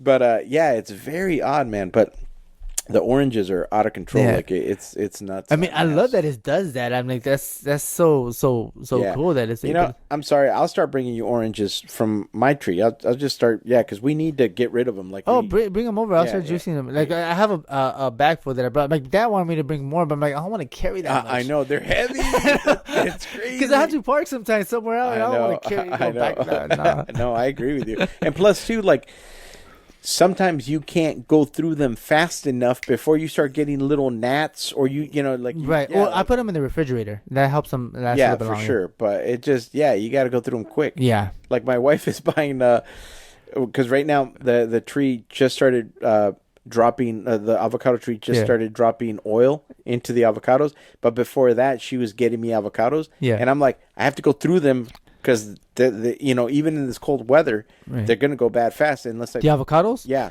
Put them in the freezer. yeah. Why I'm not putting them in the freezer, but I put them in the fridge.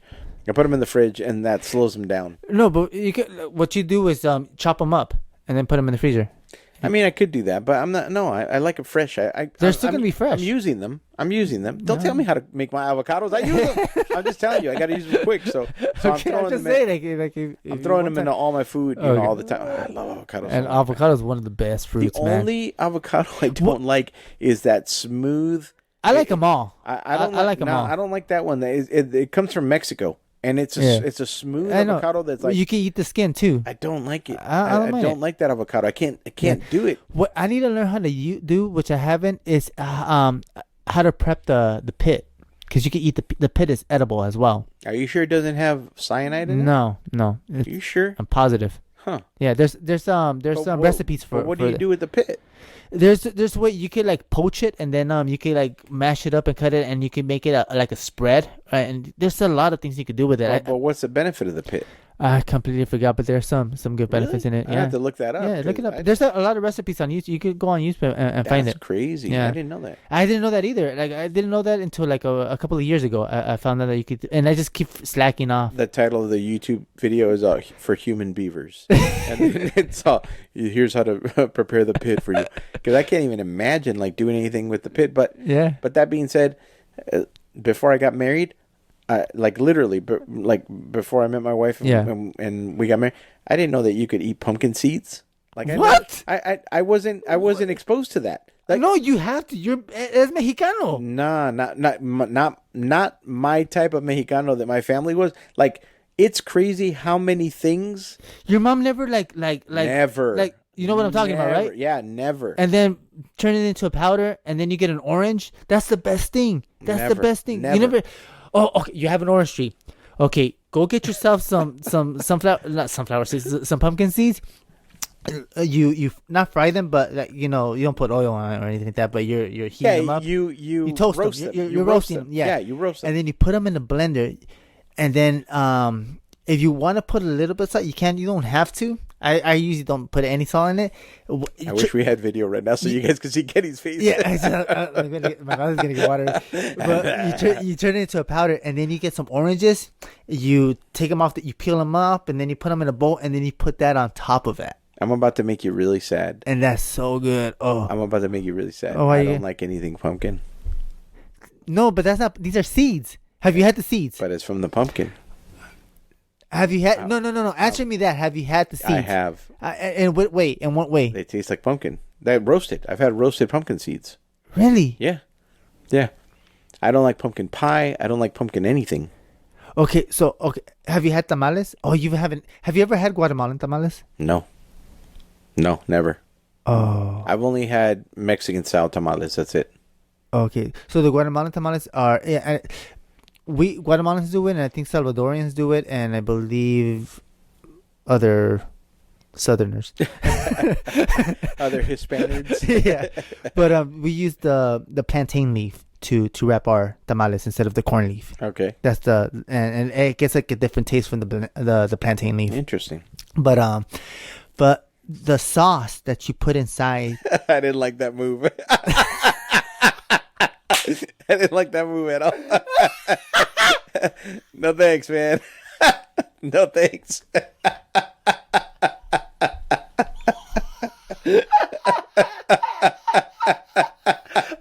I didn't even catch. Now I'm glad we don't have video.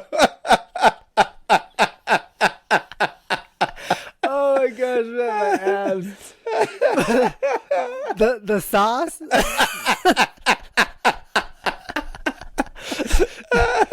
that Yeah. I'm not sure if all of them, but the way I believe my mom does it is they use the seeds. Okay. I'm with you. And they turn that into a paste, like a sauce. Okay. And they mix other stuff to it, and that's kind of like the feeling when you put like whatever meat you're gonna put in it or whatever. Oh, they put it into the tamale. Tamale, yeah, Okay. yeah. It's usually like the sauce with like, let's say, some sort of beef or chicken or whatever. Yeah. And then they put like an olive and another, I think, a slice of bell pepper, and then they wrap it up, and boom, it's done. And then you get that flavor of the plantain. My neighbor brought over some homemade tamales, Yeah. and so I've been bringing those to work every day.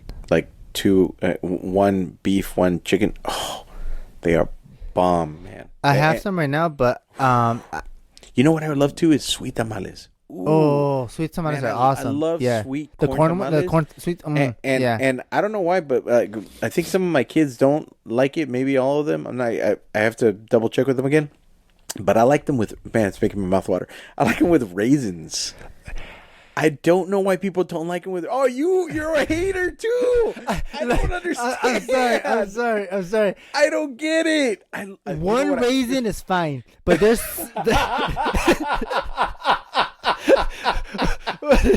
As soon as you said that, all I pictured was like covered in like the inside's all raisins. No. Well, the thing is, like, I have an aunt that's done it where she just puts one raisin, and I'm cool. There's an other aunt that you literally can see raisins in any, like, whenever you bite, you're gonna get a raisin. That's how I like them. No. But you know what people do also that I don't like? What? When they throw in pineapple. Oh, I like that. I I like hate that, pineapple. dude, I I have a hate- pineapple.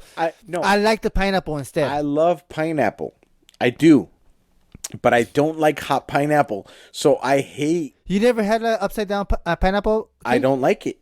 I don't like it. I don't like that, and I don't like pineapple on my pizza. What Hawaiian? Yeah, stuff. Hawaiian. I hate that. I don't like really? it at all. Yes, I don't. In that one, I'm by myself. One of My these whole days, family loves it. I'm gonna steam just a whole pineapple, and I'm gonna bring it in like if it's fresh, and I'm gonna pop it open, and I'm gonna look at this. So gross. I love cold, like frozen pineapple. I love like Is there any fruit you like that you can eat warm? raisins. Raisins. I love raisins. I love But that's dry. That's a dried raisin. But Is like that- a fresh tamale with raisins in it Yeah. is like heaven to me. I love it. I love like I love it. What about if you apple pie. Apple pie. Oh, okay. Apple pie. I love apple, like fresh or boysenberry, like basically all the pies, like boysenberry, cherry pie, apple pie, like Pear pie? I've never had pear pie. No, you Does never had somebody it? make pear pie? Yeah, you could. Yeah, you could do pear pie. No, I've never even tried pear pie. I feel like that sounds like I love pears, man. that sounds like diabetes to me. I don't know why, but it's like a, all right, now we're gonna get into it. Dude, a pie that I hate because it's like, even looking at it makes me like feel like I'm getting diabetes. Wait. Go ahead. There is a pie, and I'm not sure you're gonna talk about this pie, but I want to go to Inglewood now, or even Compton, When I think of this pie, I think of the hood. Well, no, because I'm not sure if you ever seen those the Islam men where they're like wearing a suit and they're out there selling Who did you say? I think like the religion is Islam, I believe, or. But you said Islamen. Yeah. You mean Muslims? Muslims, yeah. I'm sorry. I always say Okay. Islam. Okay. Muslim, and what's the name? They're out there like in their suits, bow tie, or whatever, and they're selling bean pies. And they have them like in pink boxes. I remember as a child, Dude, that's Malcolm X style stuff. Yeah. That you're talking about. Yeah.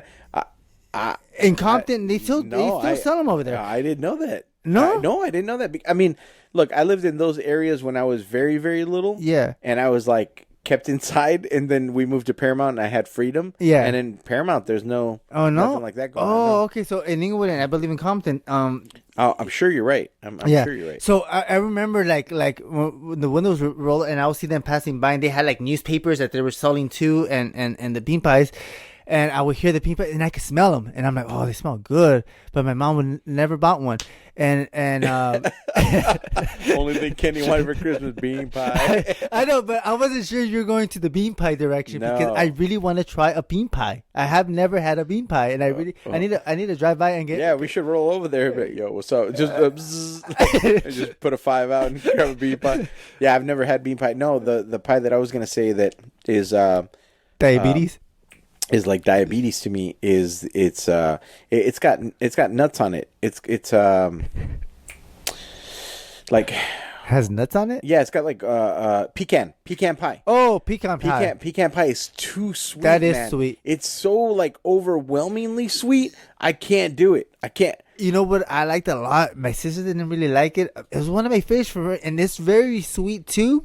I just like the fluff, the lemon meringue pie. Yeah, I mean, lemon. I can't eat that no more because lemon. Well, I think there's a way you can make it vegan for sure. For the like the meringue style, like the little puffy, because that's like egg yolk, like the white. I'm pretty sure they can. I'm sure vegans have figured out how to make lemon meringue because the majority of that is the lemon. The majority of the yeah. But recipe. the top, I love that freaking top.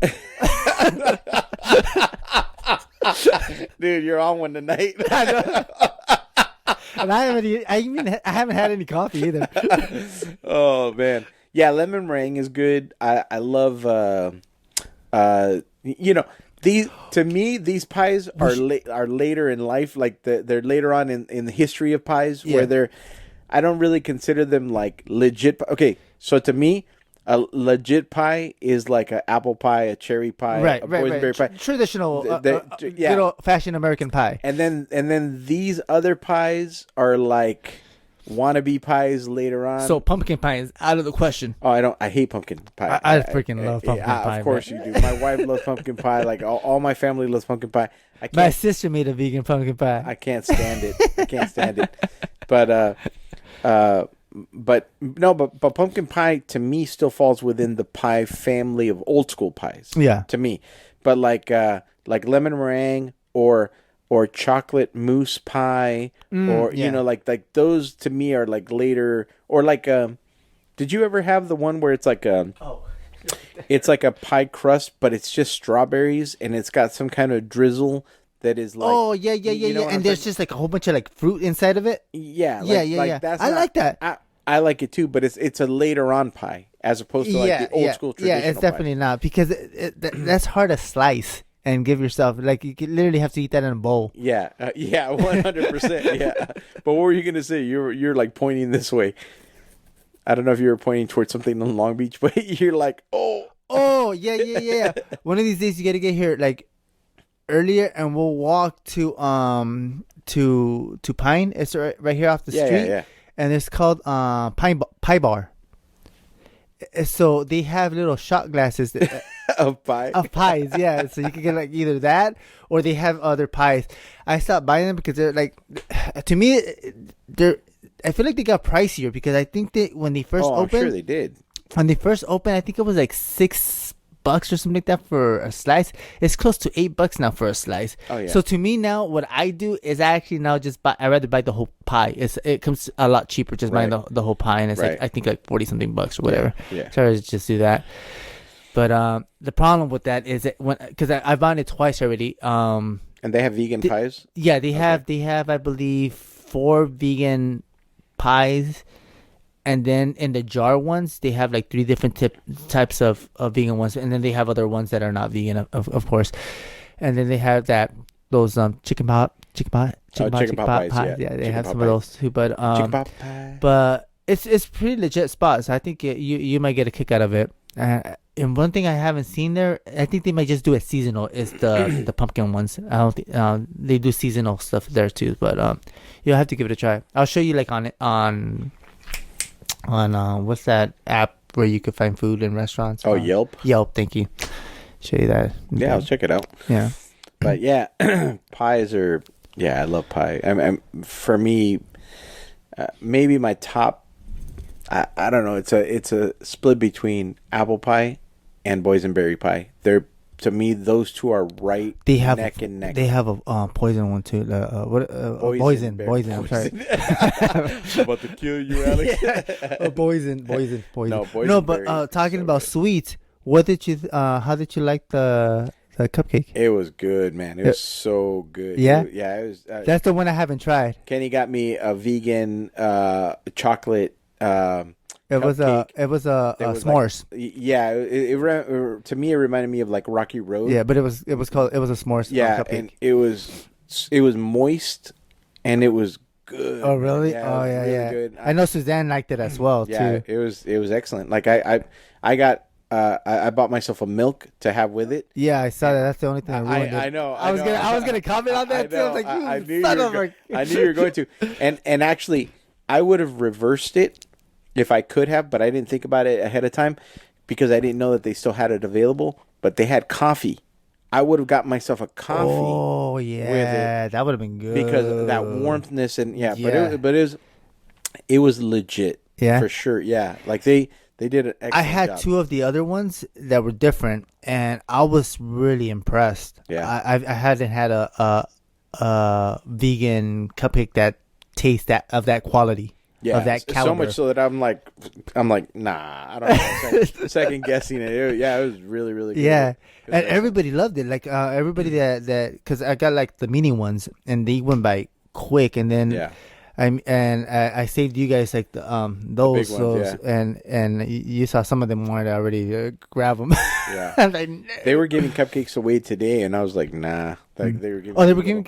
Yeah, because they had leftover like treats. Oh, I see. But I was just like, nah, I'm not interested. Mm. I don't know, just. Yeah. Yeah. Normally I'm not even really a cupcake dude. Like that's not that, I'd go Right. for a brownie or a cupcake. But, Yeah. but every once in a while, yeah, you find like, or the thing that I kind of crave and that I stay away from Yeah. a lot is cinnamon rolls. Cinnamon rolls to me are very dangerous if they're Those warm. they are, man. Very I remember dangerous. when I used to work at the what's that pavilion at the Disney store. There was a Cinnabon right next door. Oh my gosh, man! That was smell, dude. That yes, smell. and that was my go-to spot. Like during my lunch break, and I would say no. I can't. Like every day, I'm like, I'm not gonna do this. I'm not gonna do this. And I I'm would. about to do this. Yeah, exactly. And I would get the one that had like that freaking glaze, and it's just. Oh. And I'm just crying in the back. So good. Crying with joy. So good. Yeah, there's a few like I feel like I'm gaining weight now. I've been just able talking about I've been able to maintain my weight currently. I'm in like 225. Like I'm still at 150, man. Yeah, I've been able to hold it together. But I need to get at 160, but muscle wise. But I need to catch up your son. I'm doing it by staying away from stuff. Yeah. And like even you said, how was your Christmas? Like we celebrated with my kids and my wife. Yeah. We celebrated together, and then we went to the family afterwards. Right. And man, like there was an entire table. There was all desserts, all bomb desserts, and Right. I'm just like I can't like I'm gonna let myself have a slice of this and then a little bit of that, and then I'm just leaving it alone. Oh, my daughter, my oldest. She bought 5 pounds of peanuts, and then she roasted them, and then she honey glazed them, and then put some kind of like a little bit of salt, and some other stuff. Dude, they came out. I mean, they came out tasting like what you would buy professionally at a store, like at a candy high- store or whatever. Yeah. it's so good. Yeah. Oh my goodness, they were amazing, dude. I was like that. I had a problem. I just kept having handfuls of those. And I'm like, I gotta stop eating. You know. I know, man. Like, when I went to my cousin, I didn't want to go empty-handed, so I wanted to get something for like my aunt and uncle and them. So I went to Marceline's, and every time I go to Marceline's, I wish and Disney can do it. They could create a few stuff that is vegan that they could do like hands-on. They don't have anything like that at Marceline's? And Marceline's, they usually sell prepackaged stuff that they buy from an outsource. They don't make it in house, but they can easily start making a few things in house that's plant based or vegan or whatever you want to call it. Yeah. And but I was looking at the apples. They don't have too many selections for the apples, but I got this one that was like a Minnie Mouse one, and this one that looked like a snowman of a Mickey Mouse. So I got 2 of those and these 2 other paletas that weren't paletas, but they were the shape of Mickey Mouse. You want to translate? I think they understand what a paleta is. But and then I got a bag, which because I was saying, what else do you think? Because we know how we have 40% off right now, so like. People might like it, and she pointed out to a bag, but I was like, no, but I want something that you guys create. She said, no, we create it and we bag it here and stuff like that. I'm like, oh, okay, cool, because it's prepackaged in a cool, nice little baggie. I forgot what it was, but it wasn't plant based. I was whatever. It wasn't like popcorn or anything like that. No, it was like these like bars that were inside that had like nuts, and that kind of what reminded me of what your daughter did. But it was like more of a chocolatey nut. Kind of like peanut brittle, but not peanut brittle. And so I got that, and so I took them, and I was just like, damn, I kind of like want to eat it, but I'm kind of like glad I'm not, because then I will get diabetes. Now that I think about it, I think the thing that my daughter made is 100% vegan.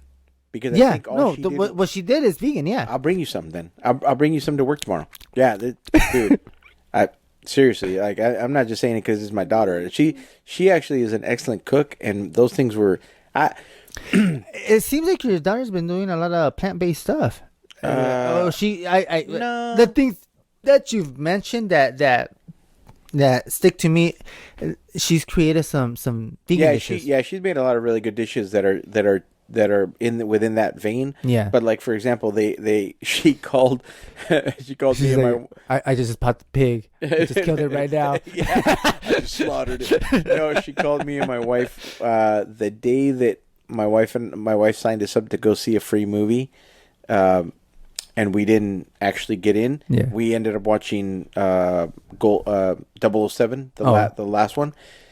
That day, which was a few months ago, she had called us because she was trying to run some ideas by us, because they had a competition at her college in the kitchen area to come up with a unique hamburger. So she ran three different hamburger ideas by us. Do you mind me asking, what is she majoring in? She's an engineer. Oh, engineer. Yeah, okay. Because when you were talking about food, I was like, is she going to be a chef? Or? She works at the school. Yeah. So she has a job at the school where she works in the kitchen. Oh, okay. I used to have a job in the kitchen. Yeah, it's at UCR. Oh, there you go. Yeah. So she does that, and then she's going to school for engineering. Oh, okay. But we were talking about different types of hamburgers. One of them was like a breakfast burger, so it had like an egg in it, and then maple syrup, and stuff like that. Yeah. And then so she comes up with different ideas, but it was her and her team that were coming up with these different ideas or whatever. And then if the burger won, then it would get featured as like a dish that was available to the students for like however long it runs. Yeah. So she likes being creative, but her problem is just like yours. You guys have the exact same problem. You'll make something, but you don't record how you made it. Oh, yeah. And because you don't record how you made it, you can't necessarily recreate it exactly. The next time. Yeah. So we're always like, we're telling her all the time, like, write say it down on your phone, write it down. Something. I gotta do that. Because I create some bomb dishes, and then I'll look at my on my Instagram feed, and I'll go like in the past, and I'm like, how did I make that? Yeah, exactly. Yeah, exactly. I'm like, what did I use? You have to have like a little piece of paper, or at least record it Because on I'm your just in the phone. moment creating stuff, and, I know, every but- time I create something, man, I'm good. Yeah, I know, and she's the same way. And I'm like, can you reproduce it? No, it's gonna come out different, and Yeah. it does come out different. It's good, but also like write it down so that we'll end on this because but years ago when I was a Motel 6 manager back in another life back in the day, Yeah. I remember we had like a little holiday thing for like I was the manager at the time, so I had a little holiday thing for the employees, and it was a potluck. The best flan that I've ever had was from one of my housekeepers. It was homemade. It was so good. I asked her to write it down, and she wrote the recipe down. And for a few years, we would make that flan every once in a while. And I lost the recipe. Oh. But based off the memory of what I remember, what we put in it, my daughter was able to reproduce it. She makes bomb. Hands down, homemade cooked stuff is a bomb. Like, I know you're not a soup guy, No, I'm not. but I like pho, like Vietnamese soup with the rice noodles. And I've gone to a lot of places. My landlord is Vietnamese. He invited me to go to his house and with his son, and he was making pho, and hands down best pho I've ever freaking had, man. It was so freaking delicious. Yeah. I was just like, wow. It's just, I don't know. It's hard to beat when somebody does homemade and they know how to, like, it, man, going back, sorry, this will be the last thing, but I still talk about it to this day, man. My sister-in-law one time slow cooked a turkey. Dude, that's the best turkey I've ever had in my life. Oh yeah. Like I didn't know that you could slow cook a turkey, in a slow cooker. Yeah. It was incredible, man. It's like I don't like turkey normally because it's too dry and too, like, I don't know. It's just not like I prefer chicken over turkey. But this turkey, hands down, like insane, out of control. One of my ex-girlfriends, we went to her mom's past Sovang. It's around that neighborhood. I love that area. Around that area, and we were gonna try out her special turkey that she glazes with honey, and like she has to prepare it like 2 days in advance. Oof. And that's already making my mouth water. That was like, from everything I've ever had, that thing was the best. I remember getting pieces to take home from. You're sneaking it. Yeah. You're like, No. I told her I was gonna take it because I wanted my parents to try it too, but it was actually me. I finished. Old Kenny with his gun. He's like, "Yo, I'm taking this turkey." He said he took slices, but he took the rest of it. It was hands down like the best I've ever had. Yeah, it's crazy, man. Good. When you come across something that's like home cooked, that's that good, you're like, no way. I mean, it's the same thing with the one time that my wife and I went to Ruth Chris, which was What's Ruth Chris? Ruth Chris is a steakhouse, and they're only open for dinner. So they open at 5. They're closed the whole day. They open at 5 until whatever. Dude, they make all their money in that. Dude, that's crazy. Yeah. And to this day, my wife had filet mignon. So it's filet mignon. Yeah, she had like the little discs. Yeah. I had a small stuffed hen. Pure, I mean, again, welcome to Cooking and Food Talk with Alex and Kenny. It was amazing. Did you get the meat sweats? No, I got the meat sweats when I went to this place here in Long Beach called Greenfield. I got me and my brother-in-laws were talking about that. It's a chasqueria, all you can eat. Do you know what that is? Yeah. So it's all Brazilian. And like, oh, dude, I got the meat sweats there. Oh, yeah. Like so crazy. How much did you guys eat? Because you have to eat a lot to start getting. Yeah, it was a long time ago, Yeah. and I could put it down back then. I can't. No way. Yeah. No, nor would I be interested. To me, that's just a waste of money now. I can't go to those places because it's lost on me. Like, my wife took me to a Korean barbecue place. Yeah. And I'm not interested. I'm not interested in all you can eat. Oh yeah, I don't like because I'm not in that life anymore. where you're just gonna be like down and stuff like that. It doesn't. It's like drinking too fast. I don't. Drinking alcohol. I like drinking nice and slow and just taking it easy. Yeah, taking it easy, enjoying the moment. I don't want to get like, but we should probably cut it. I know it's pretty late, but anyway.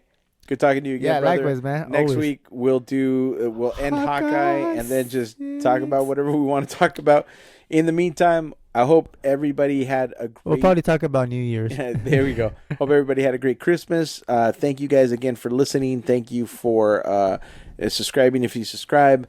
Again, you can follow Kenny as Kenji Art on Instagram. You can follow Hispanerds on Instagram or Twitter or wherever you do your social medias. And I'm Alex Iñiguez Art on Instagram and everything else as well. So you can follow us there. And looking forward to this new year, looking forward to Comic-Con, looking forward to a bunch of awesome stuff coming up, trips and everything that's coming ahead, including awesome new movies. Right. So thank you guys so much. And working on our health. Oh, 100%. Eat your vegetables, drink your water, take your vitamins. We love you. Nos queremos mucho. And we will see you later. Peace out. Deuce.